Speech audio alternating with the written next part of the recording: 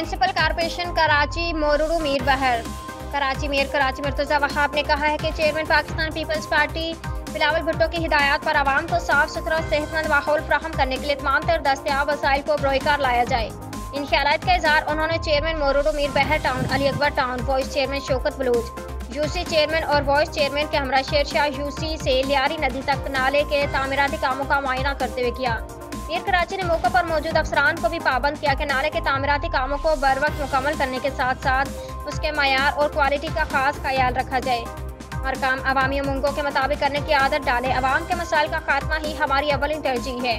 मौका पर मौजूद अवाम से गुफ्तगू करते हुए कहा कि तामीराती अमल के दौरान अगर आपको किसी दुश्वारी का सामना हो तो इंतजामिया से रब्ता करें। तामीराती कामों के सिलसिले में अगर अपनी कोई तजवीज़ देना चाहें तो इंतजामिया तजावीज़ की रोशनी में और बेहतर अंदाज में खिदमत दे सकेगी।